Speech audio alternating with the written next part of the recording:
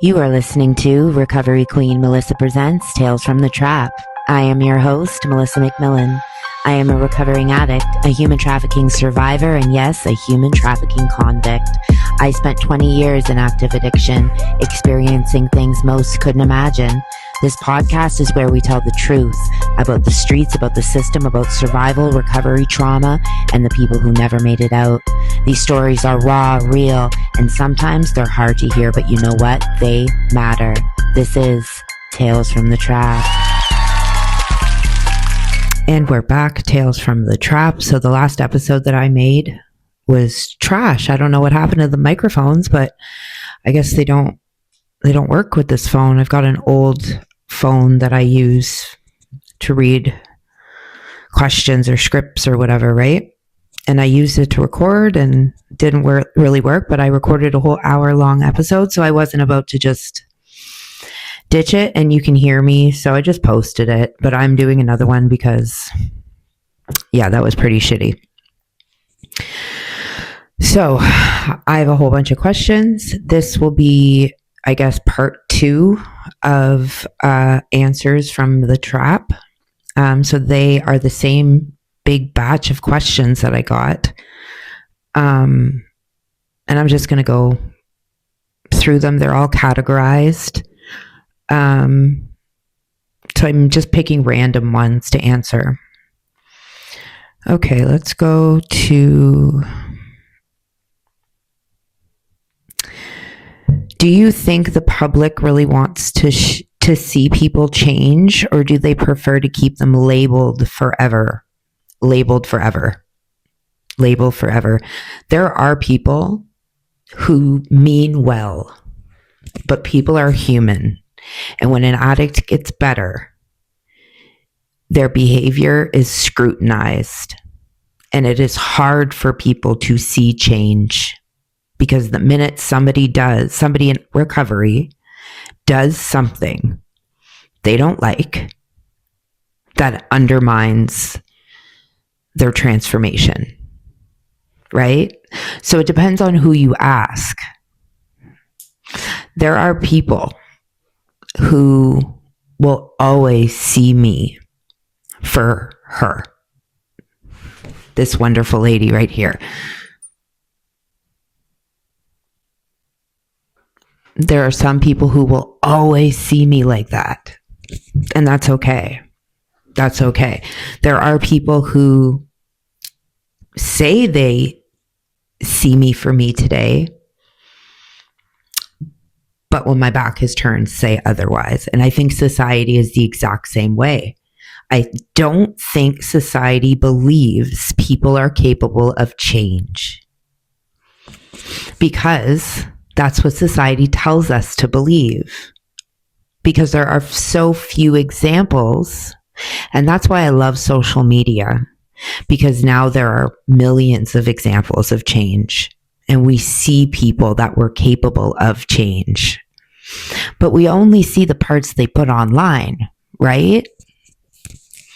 So it's a double-sided coin. It really depends on who you're talking to and what their life experience is, because I know people are capable of change. I know that because I have changed. And anybody who says I haven't has their own biased agenda, because you can spend 5 minutes with me and know that I'm not that person anymore. And that's just something you can't deny it. You can't deny real change, right? And you got to be objective about it. You got to put your feelings aside, okay? Get fucking therapy and acknowledge change when you see it. And that's how we change the way society sees people in recovery, because people in recovery are treated like people have to tiptoe around them, because we've hurt people, and people that are hurt have developed PTSD. Like my mom and dad, my mom especially, that woman has PTSD, and she's constantly worried and waiting for the other shoe to fall. That's the tough part.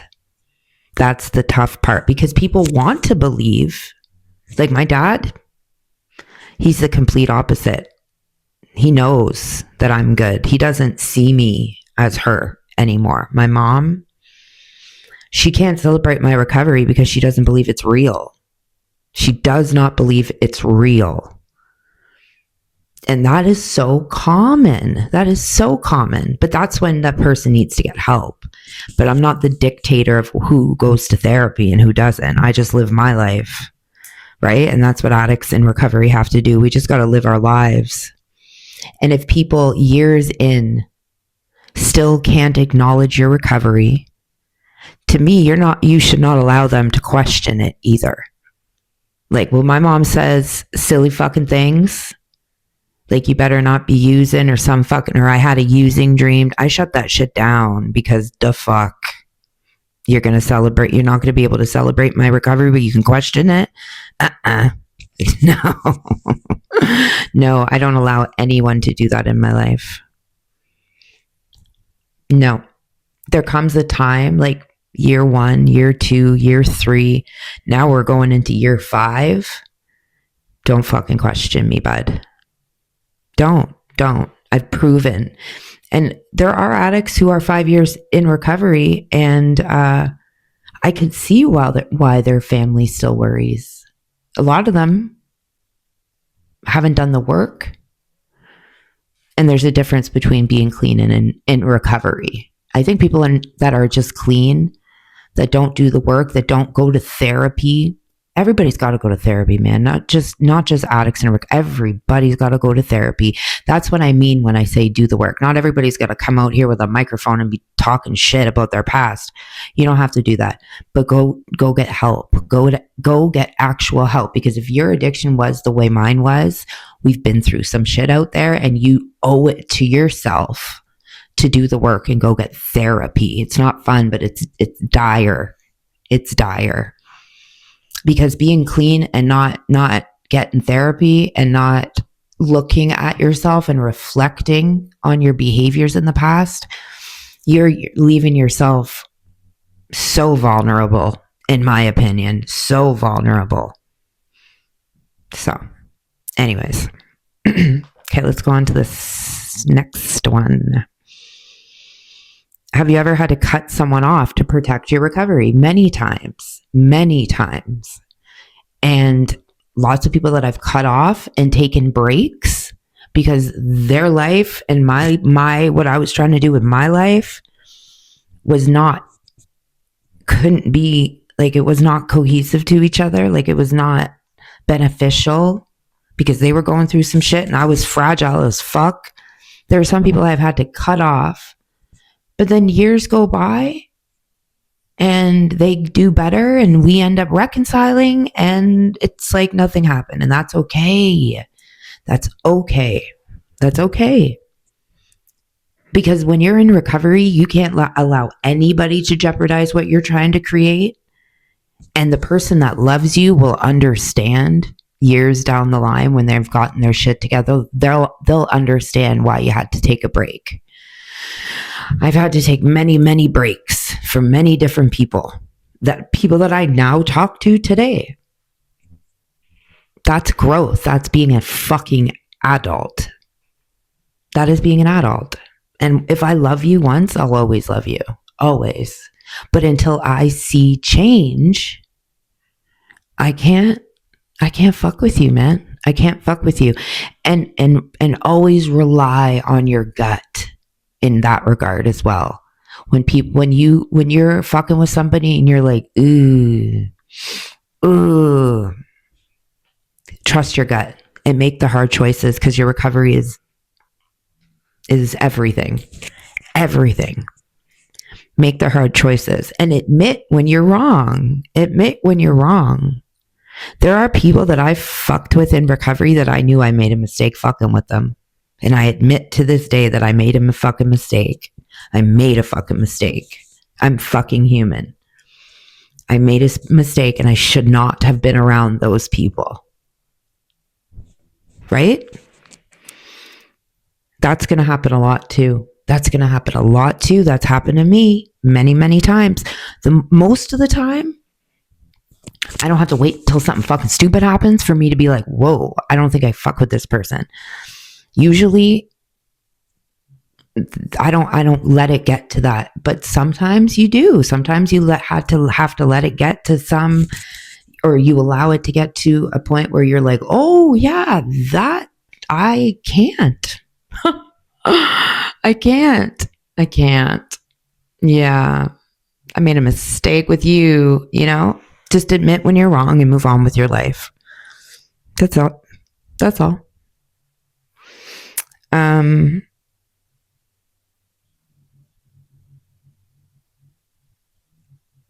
Yeah. Okay. So do you think there's a difference between using because you want to die and using because you don't know how to live?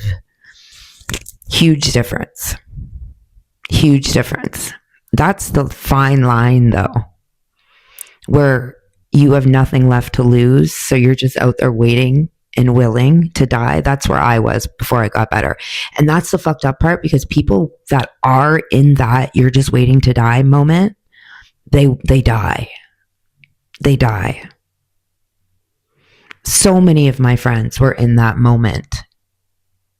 And there's nothing outwardly that shows others that they're in that moment besides losing everything. I have so many friends that died when they were at that I have nothing left to lose because I've lost everything moment. And there's nothing you can do as a loved one once you know that they're there. And it's hard to recognize. It's hard to recognize when they're out there just trying to kill themselves, and when they're out there because they don't understand how else to live. Getting people when they're in that I don't know how else to live because I've never developed coping mechanisms to live other ways. It's that time that you need to get them, because not very many people who were where I was in that I know I'm going to die. I know this is my fate. That stage of addiction, the dark, deep, the bad parts is my best friend relapsed, and I don't know how to talk to her about it without sounding judgmental. So first of all, these hypothetical questions, these without knowing details, is hard to answer for me because I think relapses are a spectrum. Because I practice harm reduction, my version of a relapse may not be other people's version of a relapse. I think it's a spectrum. If you used your drugs of choice, you need to go get help and out yourself, and you know what I mean? But if your friend just went out to the bar, depending on what kind of recovery she was in, and she did a little line of coke, but her drugs of choice is fucking meth, get up, dust yourself off, and keep fucking going, Pookie.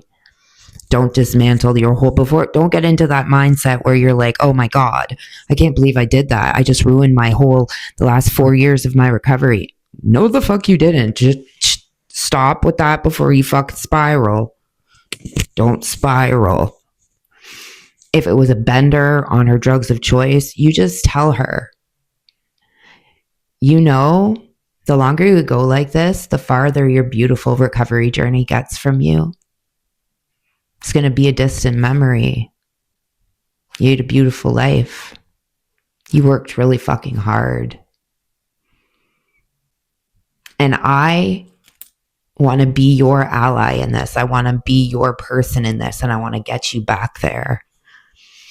And if you remind her, if you tell her, hey, and I'm willing to do what I have to do to be the best ally to you. I wrote to this podcast and I asked this girl who's in recovery, what can I do? How can I be there for my friend in her relapse? Remind her that you're that person for her.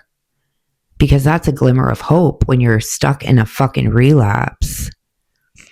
I haven't relapsed, so I don't really know how anybody would feel.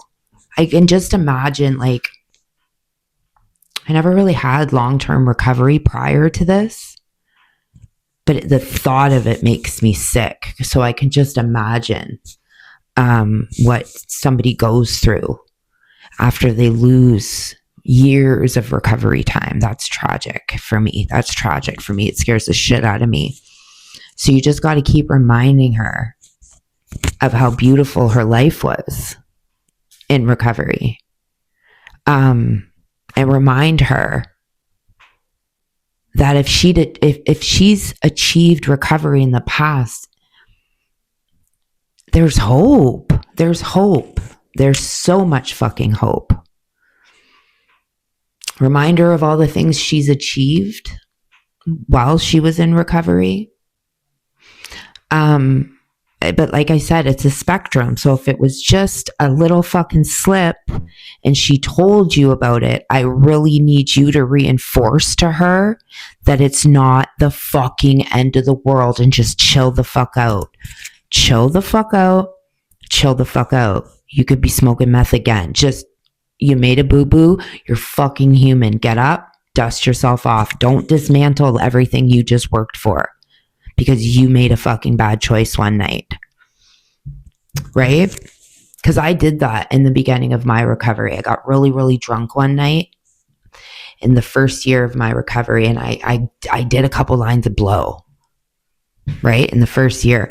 And this, before, if I would have relapsed, I would have went to a meeting and fucking outed myself. And then I'd, this time I made content and I changed it up. I didn't dwell. I didn't think, oh my God, I just completely dismantled the last 4 years of my life. What did I do? I'm a monster. What's the point now? I just fucked everything up. No. Reminders of how fucking strong you are. Reminders of everything that you fucking achieved. You made a human mistake. That is like the least judgmental thing that you can remind her, that she made a human fucking mistake. Relapses happen, but they're not a part of this fucking journey. Remind her of that. And also be there for her and educate yourself. And tell her that you're educating yourself, because that shows somebody that she's got a good one in her corner, right? Okay. He's on methadone now and he's doing good, but I still can't trust him. Does trust actually ever come back? You need therapy. Your trust of a person in recovery is not the person in recovery's responsibility. If he has put in some work and he's clean now and he's on a program and he's working and he's better, you said he's doing better, right? So I'm going to go off that. You said he's doing better. You need to go get therapy. Beautiful that you're asking these questions, but you need to go get help. Something like an Al-Anon, but I don't really rep the 12-step program, right? But Al-Anon's good. Being a loved one of an addict is horrific. Being a partner of an addict when you're not an addict yourself there's nothing worse. One of my best friends is dealing with that, like every day of her life. So, and you love the person, you don't want to leave the fucking person. There has to be open communication. You need to tell him that I'm still having a really hard time trusting you. And I think I'm going to go get some fucking counseling for it, because I want to be the best support and ally you can have in your recovery. So I'm going to go get better. So I don't take my lack of trust, even though you've shown me nothing. You've shown me no reason not to trust you since you've got on methadone. I still am having a hard time because I think I got a little bit of fucking PTSD from what we went through when you were in active addiction, but it's my responsibility to go get some fucking help to deal with it. Right? Because it's going to get to a point, and I deal with this with my mom. It's going to get to a point where he's in years of recovery And you're still not going to be able to celebrate him because you can't trust that it's real. And that's wrong. That's wrong. You owe him more than that, and you owe yourself more than that. So you should go get some fucking therapy. Definitely. But it's so common. And this is what I tell everybody that asks me this question too. You need to get fucking therapy. Because it's not his responsibility if he hasn't given you a reason not to trust him anymore. You know what I mean? If he's, like you said, he's doing good, don't, what's that fucking word? Disparage his recovery by not trusting him when he's actually sober. That's wrong. Get help. My boyfriend is using again, but swears he's just slipping a little. When do I walk away? Well, if it's women in that have partners that are in active addiction, you will never get him better. If he is in active addiction, unless you want to be with someone in active addiction, you need to leave. Because if he is an addict that is slipping again, you need to leave. Unless you want to be an addict, like a loved one of an addict, unless you want to be a partner of an addict, because that's what it is. Let's be real. That's the fuck what it is. He's using. When you promise that you would, not deal with it again? You're done? That's why he got clean, I'm assuming? He's slipping again. You need to fucking go. Bye. No more ultimatums. No more, when should I walk away? Unless you want to be a partner of an addict. You could, but you're not going to get him better. The only person that can get him better is him. And until he wants to get better, all you can do is sit there and fucking wait for the minute he gets better or he dies. Because those are the only two things that'll happen. That's the grim reality of the situation you're in. My best friend in the whole fucking world, one of my best friends, same situation. And she's literally had to come to terms with the fact that she is the partner of an addict because she loves him and she won't leave. So you will live the rest of your life being somebody monitoring someone else's drug addiction. That's your fate. I hate to be fucking cold about it, but that is it. And if that's what you think you deserve, and that's what you think you want, do what you got to do. But I could never imagine being in that situation.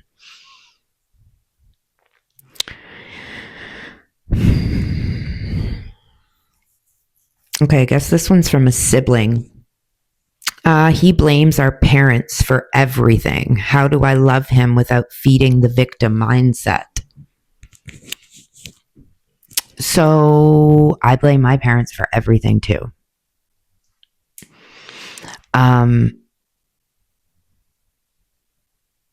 You just tell him you don't know what he went through without acknowledging that maybe because I said I had a horrible childhood, and like my sober brain knows that I didn't.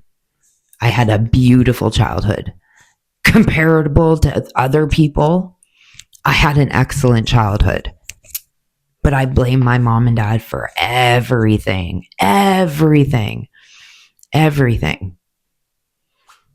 Me and my mom always had fucking a bad relationship. That's all. We just don't have, like, it's just not, we just live that way. So I blamed my life and all of my addiction shit on that. Instead of going to get fucking therapy, I just kept using and blaming my parents for the way I was. All you can say is, I don't know what you went through, bro. I just want to support you through this. Like, I have a really good relationship with mom and dad, but that does not mean that I don't believe you. And that doesn't mean that I can't support you in getting through these issues. That's all you can say is very supporting, loving. I don't know what you experienced. You know, I think maybe we have different perspectives on our childhood. You know, me and my brother do have different perspectives on our childhood. The only thing that helped me was therapy, though. Encouraged him to get therapy. Because being an adult and still blaming your parents for your decisions is fucking wrong. Like, my baby dad is like that, bro. My mother-in-law, like, his mom did the best she could with what she had. And he's going to be 50 and he's still blaming his life on his mama. That's gross to me. That's gross to me. There comes a point where you just have to go get fucking help, homie. Go get fucking help. You're going to blame your parents for at 40? Go get fucking help. That's all I would encourage, is going to get help. I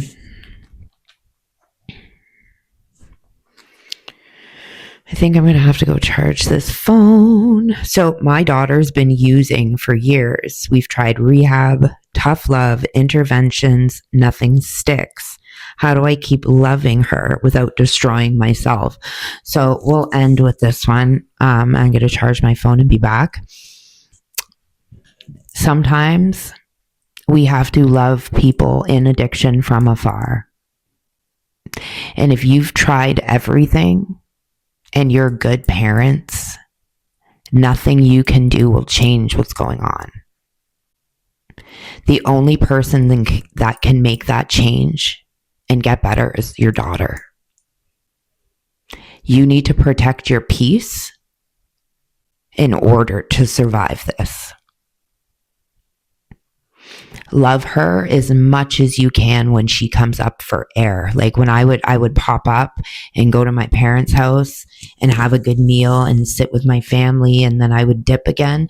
When those moments happen, because that's common with addicts, where they come up for air when they're tired and they go home to their mom. Love on her when you've got those moments.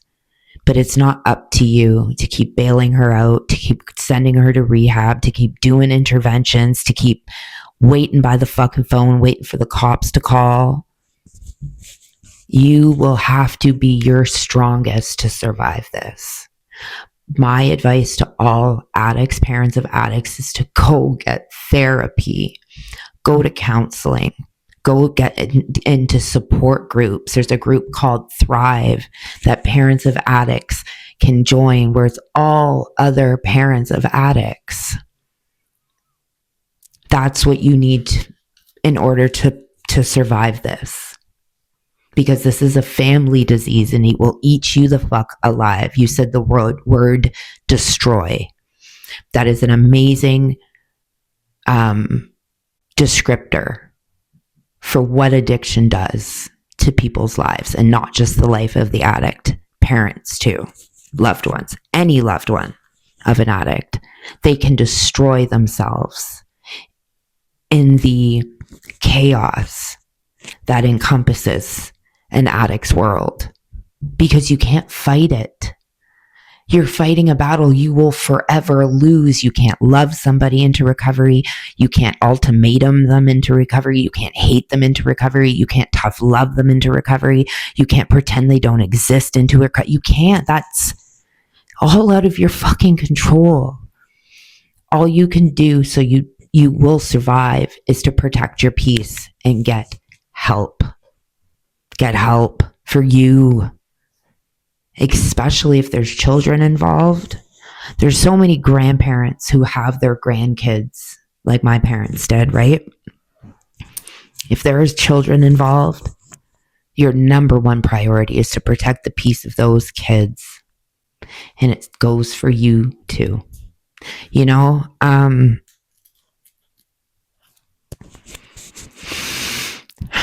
Addicts are resourceful.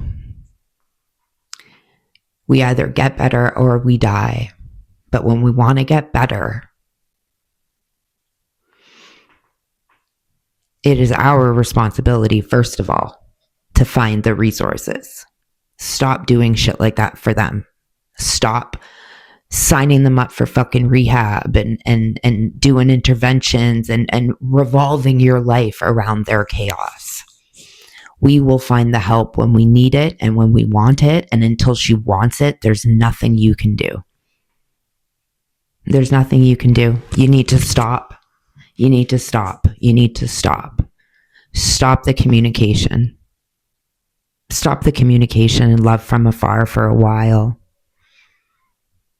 And if she pops up for air, let her come home for a couple days, feed her, and then tell her she's got to go.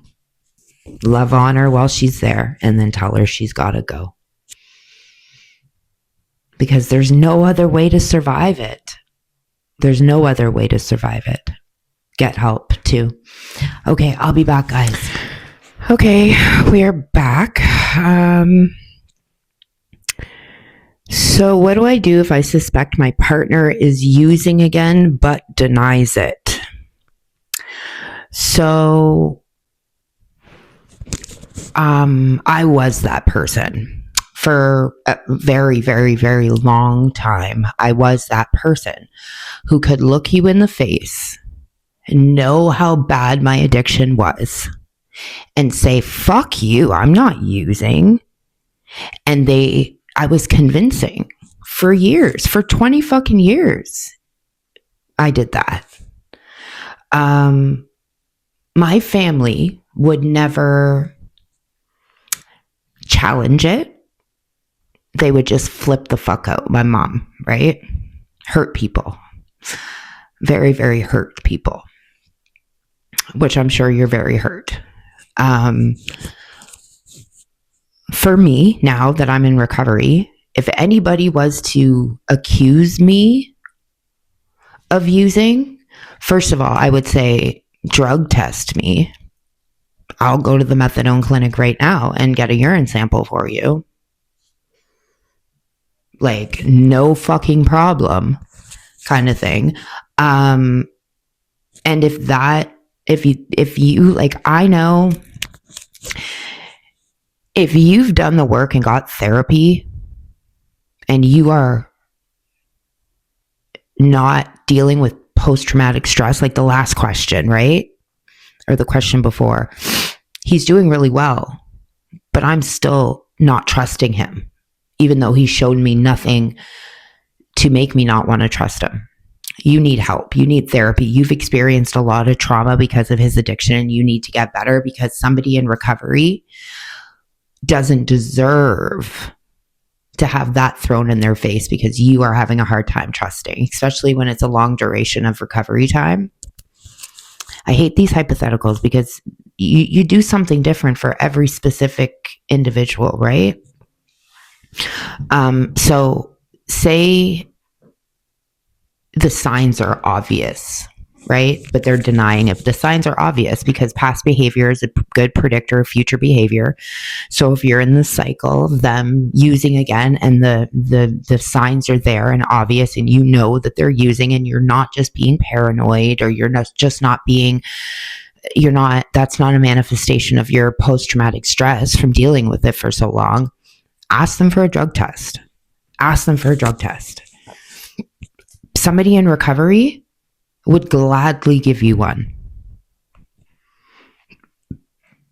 Gladly. If you get challenged by them saying, as if you would make me do that, as if you don't trust me, don't trust them. Don't trust them, because there's no way, there's no reason for somebody who is in recovery to say those things with the proposition to get a urine sample, because we are addicts. We are addicts. I shouldn't expect, especially in early recovery, I can't expect people to undo behaviors that I spent 20 years creating. So if my parents in the beginning, I remember my grandma died and I had been up really, really late the night that she died. So we had made plans to go, for lunch, and my mom was out of the country, and my dad, this was very early on in my recovery. I think I hadn't even had my girls only a couple months. When my grandma died, and it was April, I think. Anyways, my dad, we had made plans to go for lunch the next day with my aunts and uncles, and I didn't show up. I kept the kids home from school. My grandma died. I kept my kids home from school and I slept all fucking day and didn't wake up until like 3:00 in the afternoon. I was exhausted. I was up crying all night, whatever. My body was still in recovery. Like, my body will always, bro, if I gotta go Monday to Friday doing the shit adults gotta do, I'm sorry, I'm sleeping. I don't have little kids. They can cook for themselves. I'm going to bed. If you want me to be a productive member of society, after being on the streets on and off for 20 years and going through what I went through, I will sleep. But my dad saw it as a sign that maybe I was using again. And he said, "Are you using again?" And my response was, "Absolutely fucking not. Do you want me to give you a drug test?" He never brought it up again. And he would never till this day, because my dad is a celebrator of my recovery. My dad is one of my biggest cheerleaders, whereas my mom probably is at home thinking I'm using right now because she's so fucked up and hasn't gotten therapy and she can't recognize my recovery. She's constantly doubting it because for 20 years, I created that in her brain. It's not her fault. It's her responsibility to get better. Because that's not normal. Well, it is normal, but go get help. I'll be celebrating 5 years in April. Go get help. But I can't, I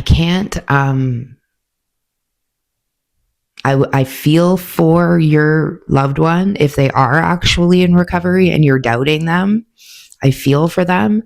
But I have to tell you to ask them to get a drug test. These are the prices we pay for being in active addiction and creating these crazy things in our loved ones' heads. I hope that you're wrong and the only solution is you going to get therapy and that he's really not back out. I pray, but I would ask him for a drug test. If he's sober, he's going to be mad at you and give you a drug test. If he's using, he's going to be mad at you and make excuses why he can't give you a drug test. Either way, I'd be asking for a drug test. Nothing wrong with it. Okay, so what should someone do if they find a loved one overdosing and they're scared to call 911 because of the police? You call 911. First of all, if you are a human being that lives around other human beings, you should have Narcan. You should recognize the signs of overdose, and you should know how to use Narcan comfortably. And you Narcan first, call 911 next. That's what I do.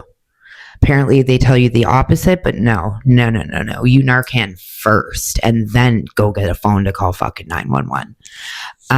If you're worried about you having drugs or them having drugs or the cops getting involved, nobody's going to get charged for a drug overdose. And there's something called the Good Samaritan law. So if he has drugs on him or you have drugs in the house or there's kids in the house, the only thing that will happen is child protection will get called if the children are in the house.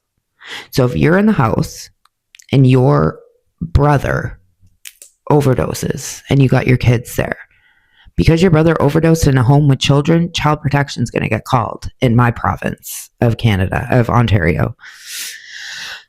But the cops don't get called. There's a Good Samaritan law. If it is a drug overdose, the cops don't get called. If the person dies, the cops will come after and investigate.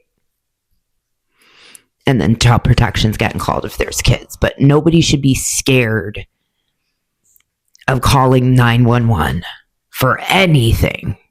Anything. If somebody is hurt in a trap house, you call 911 because the Good Samaritan law covers your ass in Canada. Because people were fucking not calling and people were dying and being left in front of fucking emergency room doors. No. Now we have something called the Good Samaritan law, and you fucking call no matter what the consequences are. The fuck?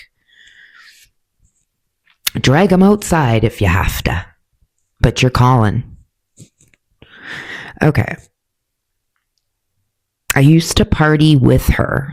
Now I'm in recovery, but she's not. How do I keep my own recovery safe without abandoning her? That's hard. That's a toughie. If your recovery is strong, you can still be there for her. But for me, because I protect my recovery with everything, and nobody is worth my children losing their mom. I don't call it abandoning. I say you're protecting your own recovery. So if you are being put in situations that could jeopardize your recovery, that can't happen. That can't happen. You have to, one of the only things the program, the 12 steps program kind of gets right, that mantra, you can't keep it without giving it away. Everything that you have done to get sober and to receive the miracle of recovery, talk to her about it. Talk to her. So I had a best friend. And at the time I was doing really well. I was still using, but for me it was recovery, right? For me, this was like back before I ever had any kind of, this was me functioning at a higher level. Like I was only using maybe once a month.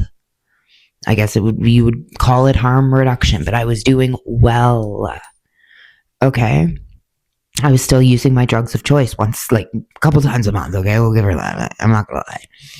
I just had 2 kids back to back, and I had a place, I had a car, I had a really beautiful little family, and I was doing really, really well. And my best friend was not, and she was on the streets. And I know myself so well because past behavior for me is a really good predictor of future behavior.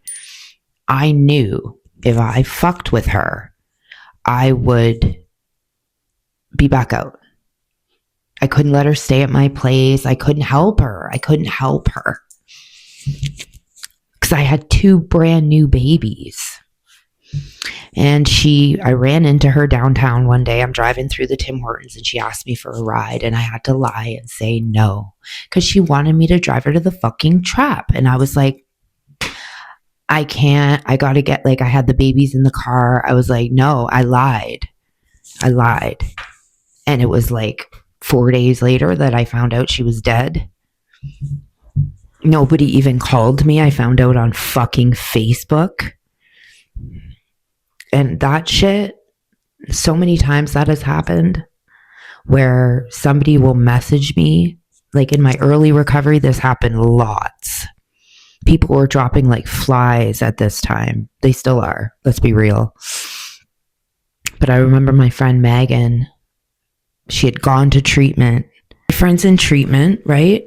I'm in early recovery, but I'm actually in recovery. For the first time in my life, I knew this time was different, and I was building a platform. I think I had already been in recovery for almost like a year at this point. It wasn't right at the beginning. Maybe it was like winter. Anyways. So she had a really bad overdose, went away to treatment, got better, and we'd known each other for almost 2 decades at this point. And she was really not well. She had lost all her kids. She was homeless, using needles, doing sex work. Like, it was as bad as I was. And she went away to treatment, came back, was doing really well. And not long after she came back, this is what happens. You can't get better in a place that you were sick in. For a lot of people, you have to leave permanently and not come back, or at least leave for a time. You can't go away for 3 months and then come back and think anything's going to change. It is so rare for people to get clean in your hometown where you were sick in. So many people just have to go. And she was probably one of them that would have had to just left town. Her kids, I think, were already adopted out at that point. She was very, very hopeless. She messaged me.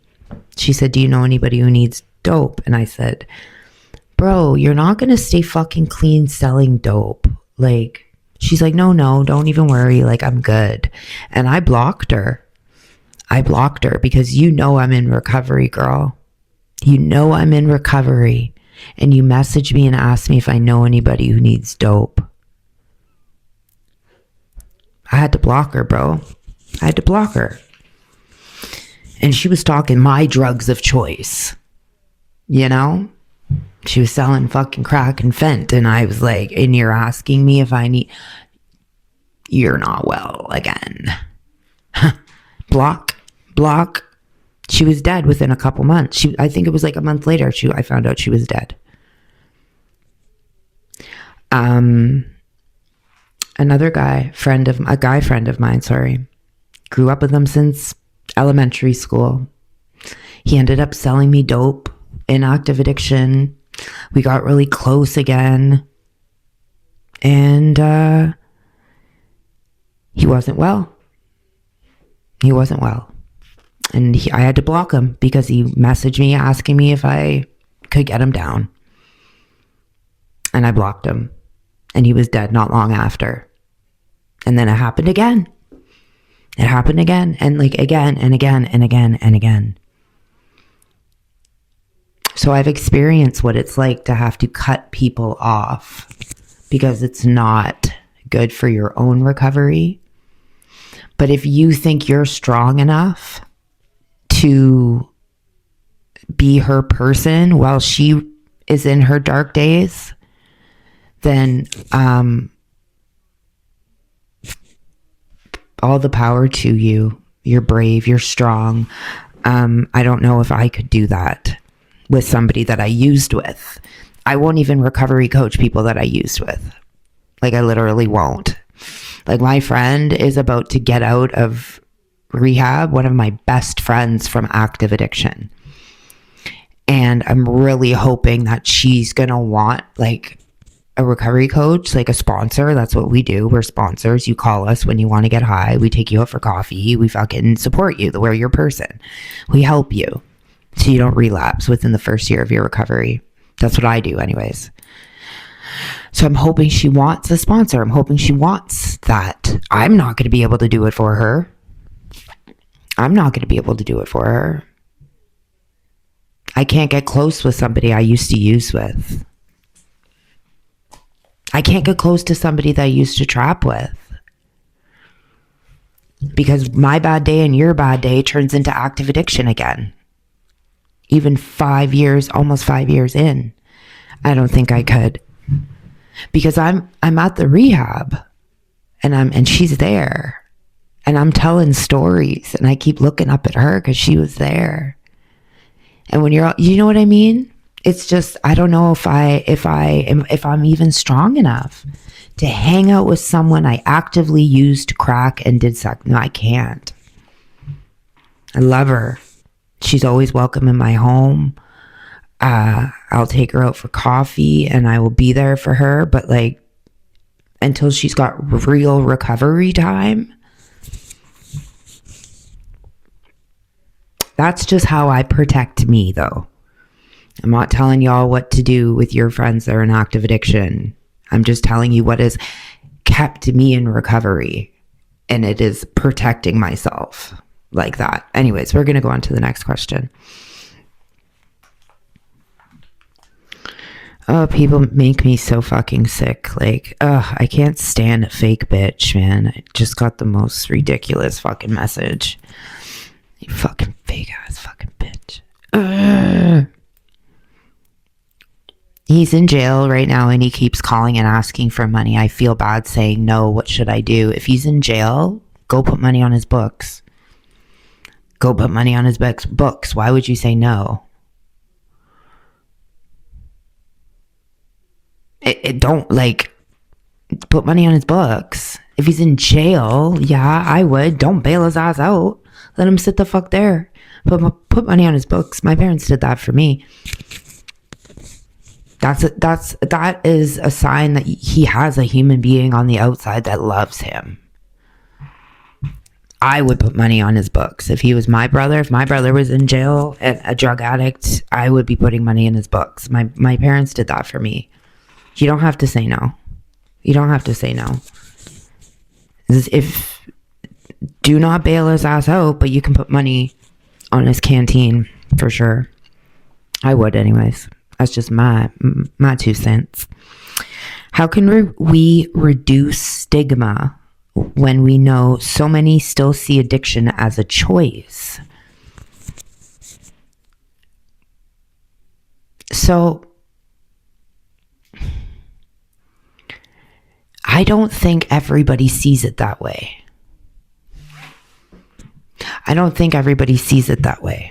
I really don't. I think a lot of people understand that once the addiction is established, the choice is gone, and the only choice that you have left is to choose to stop and choose recovery. But choosing recovery is just a tiny part of the bigger equation, because without love, support, resources, professional help, medication, community, somebody wanting to get better, living in a fucking tent in Tent City with nobody the fuck to support them and no 2 cents to rub together, and treatment beds of the bureaucracy that goes along with getting into treatment. I know how many hoops I had to jump through to go to treatment, to fill out a big fucking stack of pages like this that require having identification and stuff. Bitch, I'm living in a motherfucking tent, pushing my belongings in a double stroller. Sorry, I don't have a health card. Do you get what I mean? So, that part is the part we reinstill in people's minds. That even if a person who is living in a fucking tent with no support, with no vision of what the other side of it could even look like, and all these roadblocks and red tape to get to professionals that can help, it seems hopeless. So people don't even bother. People don't even bother. Do you know how much support I had that helped me get back on my 2 feet? If I didn't have the parents and the family that I had, I wouldn't be here. The only reason I am here is because I came from a really good fucking home with really, really, really good fucking people. Not everybody has that.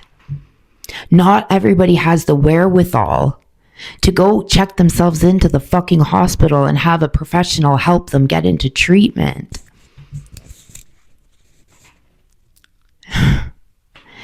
The red tape and the bureaucracy, along with the lack of resources and support and community, and the shame that goes along with it. Okay, so what if I have all of these things? I have support and people helping me to navigate the red tape. I have all these things, okay? But what I can't even understand, I don't even understand what recovery is going to look like for me, because where the fuck am I going to live? Back in my tent in tent fucking city? So I'm going to go to treatment. I'm going to get better. And I'm going to come back to my tent. Do you understand? That is the thing we need to reinstill in people, is that people who are dealing with homelessness, addiction is a fucking manifestation of that a lot of the times. So there's this video that went viral in my hometown. It was a guy from Toronto. I don't really like the creator. He rubs me the wrong way. Anybody who's going to go put a camera in an addict's face to exploit their addiction, to show the country what we already know, that we're experiencing a fucking crisis and an epidemic. We know, bro. You don't need to go put fucking cameras in people's faces. That shit I don't fuck with. And I couldn't watch the video, but I watched a little snippet of it. And it was a woman, an Indigenous woman, who said she never touched drugs until they came and took her house because she was living on the res, and Nog or Kenna apprehended her kids because their trailer was full of mold. So she's set up in a system by a government who oppressed and abused her people for centuries.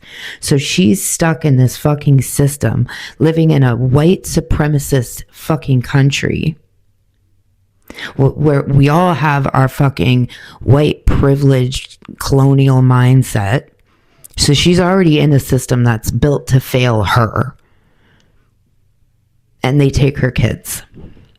Do you know how many Indigenous women have told me this same fucking story? That they didn't touch dope until the fucking system came and took their babies. And that's what that girl said. I didn't touch dope. I'm a heavy equipment operator, but I'm unhoused now and a fucking addict because the government took my babies, because the Children's Aid Society came and took my kids, instead of helping her with resources to get a better place. These people are stuck in systems that are designed to make it so they don't get better. Tell society that. Allow them to receive that revelation. That it doesn't just matter if they want to get better. No addict wants to be like that, bro. But there's no other side of it. What's the other side? Like I said, you're going to go away to treatment and come back to what? Come back to what? My tent? With all my homies? That's the thing. That's the cycle. There's no point. We have to bring these people off the streets first. Put them in places with wraparound services so they can deal with their trauma and their mental health and their addiction issues. And then we reunite them with their fucking children. And that's how you integrate people back into our communities. It's not just the addiction piece. And it's not just enough for them to want to get better. Us as a community need to want them to get better, because they're our fucking people. They are our fucking people. It's not enough for them to just want it, because the rest of us that run the fucking shit that goes on around them, because their world and ours are different. I know their world because I was there, but now I'm in y'all's world. And their world and our world are two different things. So until our world, more people in our world starts giving a fuck about their world, them wanting to get better alone is not going to do it. And that's what we have to reinstill in society. It's not enough for them to want it. We need to want it for them because they are a reflection of us. Our worst off is a reflection of us. Remember that.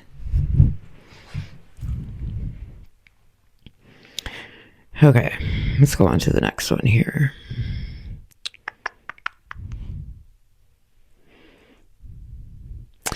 When you were deep in it, did you ever think you'd be the one to make it out alive?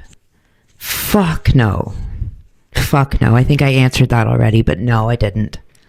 I knew I could do something with my life because I had glimpses of this Melissa in the past. Because I wasn't always trap house Mel. I knew I could, if I really wanted to, I could be an asset to the world. I just didn't see any of this when I was deep in it. No, I didn't think I'd be the one to make it out. Definitely not. So this question says, she keeps lying and stealing from us, but then says she wants help. How do I know when it's real? People who are lying and stealing from you should not be around you. If your addict loved one is lying and stealing, they should not be around you. That's it. That's it. If we're talking about an adult here, she can go get help if she wants help. Nobody should be putting themselves in a situation where they're being stolen from. That's my opinion. Because you are no good to her, a basket case. And if living with an addict is making you constantly worry that she's lying and stealing, you can't live like that. You can't live like that. She's got to go. She's got to go. And she can't be, no. If your addict child or your adult addict child is stealing and lying, they shouldn't be in your home, in my opinion. You're not doing them any good by enabling that. Nope. And if they want to get help and they want to cry, go cry to somebody that will help you because you're an adult and you have the means mentally to go get yourself some fucking help. We're not talking about children here. We're talking about adults. And if an adult can go find an 8-ball of cocaine, they're also prepared and cognitively intelligent enough to find the resources that they need to get that help. That'll be the day my child fucking steals from me. No, that's the shit I did to my fucking parents, bro.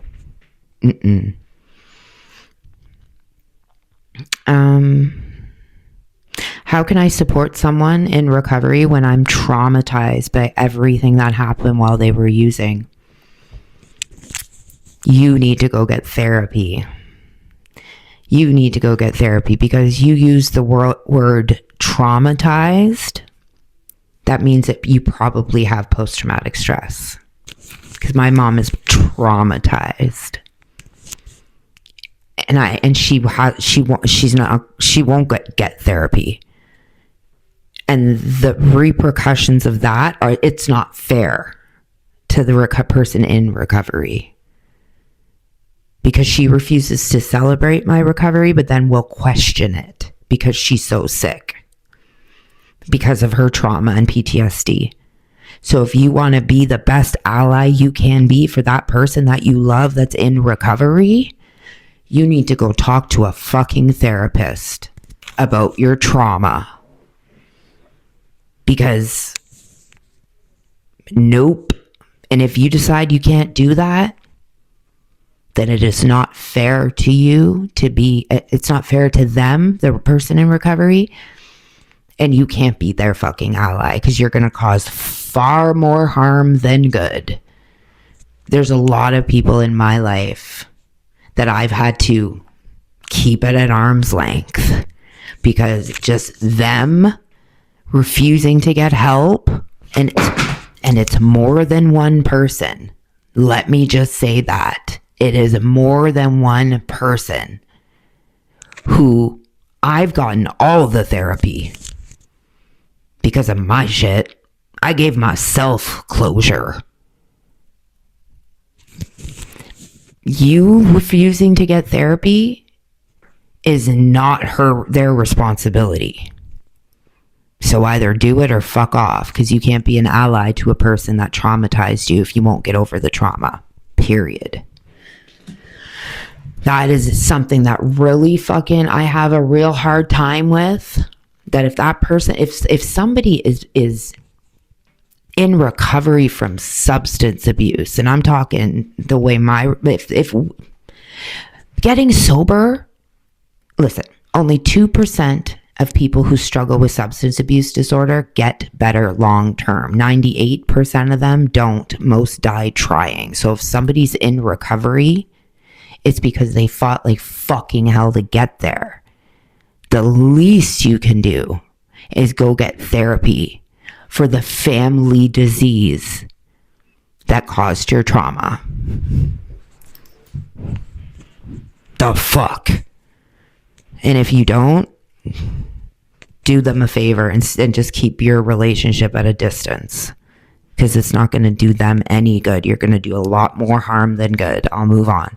That's a soft spot in my life. Do you think enabling and supporting are the same thing? Because I feel like if I stop helping, she'll die.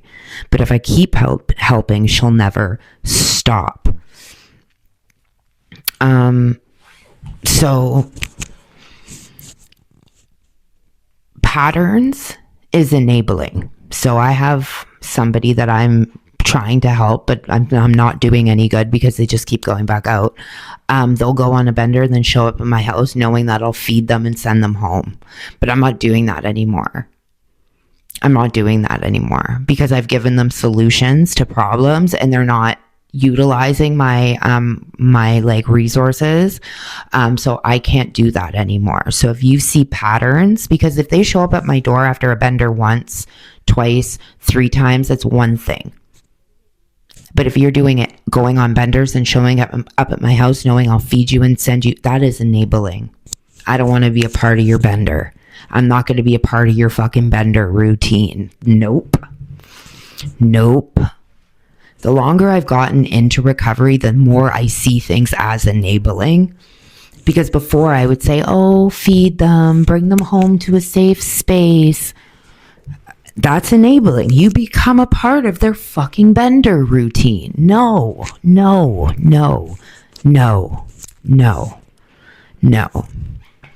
Especially when I told you to come to me before the bender. That's not how this shit works. I think a lot of things we do for addicts are enabling as family. I really do. I really do.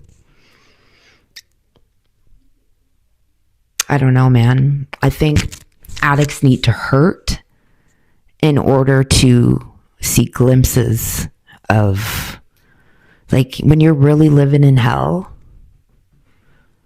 you're so hopeless.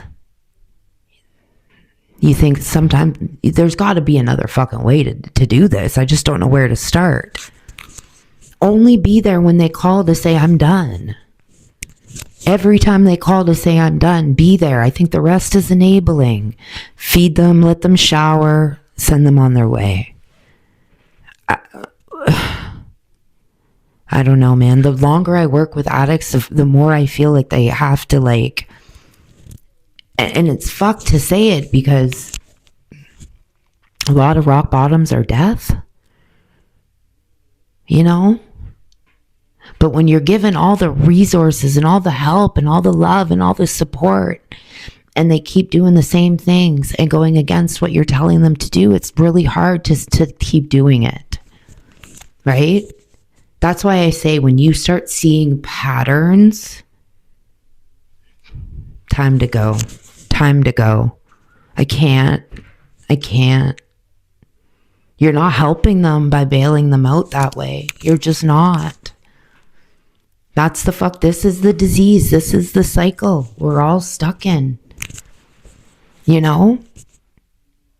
But we choose to be there. We choose it because you are allowed to cut people off. You are allowed to cut people off. So if you've decided to be an ally, you're almost deciding you're going to be an enabler. You know, I mean, when they're in active use. Because supporters are enablers. Pick them up, take them out for something to eat. Go and buy them a fucking clothes, get them some socks and panties, bring them a good meal. But that's it, bro. That's it. That's it. No, I'm not driving you home after another bender when I told you to come here when you're craving. No, that's enabling to me, Pookie Dukes. Oh, it's so hard. This disease is just so fucking difficult.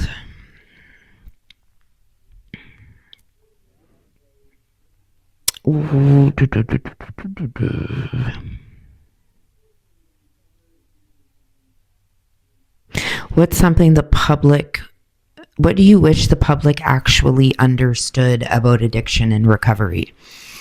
Every single recovery journey looks different, just like every active addiction looks different. Because my active addiction does not look like y'all's active addiction, right? Yeah. And what worked for me is not going to work for them. Like, I can't give you the blueprint on how I got better. I can just tell you my story and give you things that helped me in hopes that it'll help you too. But you can't give somebody the blueprint on how to get better. I really think people need to understand, though, that in order for people to get better, we have to see them as an individual, and everybody has a different way of how they're going to do it. I have a hard time with the indoctrination of like the NA programs where it's like everybody's got to get better the certain way, this way, or you won't succeed. I think we help a lot more people by allowing them to carve out their own recovery journeys. I am such an individual. You're an individual. Why the fuck would you go through the same recovery that everybody else? No. I think in 2025, we're waking up to that notion that surrendering to the disease shit doesn't work for everybody. You know? I don't know, man. There's a lot of things that I wish the world understood about addiction. But asking these questions is a good start. Asking all of these questions is a good start. If you want to understand addiction, go and volunteer and learn who these people are and hear their stories firsthand. It's not enough to watch these videos that exploit addicts. It's not enough. You know? You know that soft white underbelly or whatever? They turn these fucking addicts into caricatures. I don't like that. If you want to know addiction, go out into your own community and hear the stories of addicts. That's how we change the people's perspective. Because there's a lot of amazing human beings out there that are struggling with substance abuse, that are unhoused on the streets. Go talk to the working girls. Go find out what landed them there. The stories are all similar, but every single one is different, bro. Anyways, I love you guys so, so much. And I really love my new setup. I think it looks fucking great. I love it.